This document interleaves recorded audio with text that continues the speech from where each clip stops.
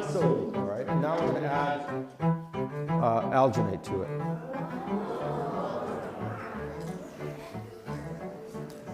And what do you see? Yeah, first of all, it doesn't seem to mix so well, but it seems to make threads or strings. Now, Janine is going to...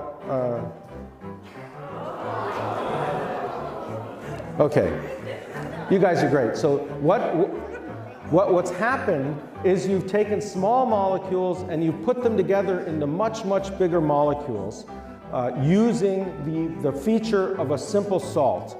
So let's just explain to you a little what happened, and then we're going to try and relate it to the making of cheese. So in biology, what we learned is that we always have to do experiments that are so-called control experiments, where you don't have any change. And so you can contrast what happens when you add something with what happens when you don't add something.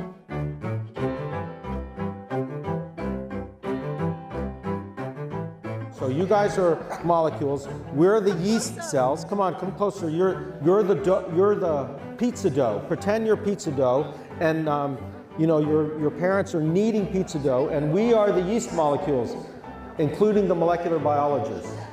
Okay, crowd around, crowd around. Okay, and I have to get inside the dough. Okay, so we are now yeast cells, and when yeast cells produce gas, right? When yeast cells produce gas, they start to produce a lot of gas, so they start to form holes in the network. And then you have a network with holes in it, which is like bread or pizza dough. And that's the origin of the holes in bread. What do you think?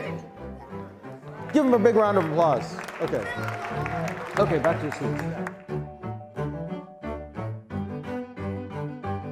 All cheese in the world comes from milk. Okay, so every kind of cheese in the world comes from milk, and you know, you can go to the supermarket and see many different kinds of milk.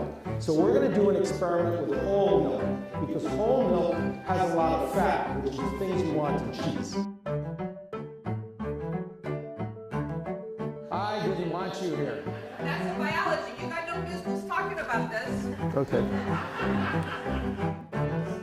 What is in this package that we all use when we make bread and cookies is dehydrated yeast cells. And so what the industry has done is taken yeast, this microbe, I am defining and dehydrated any way they take it.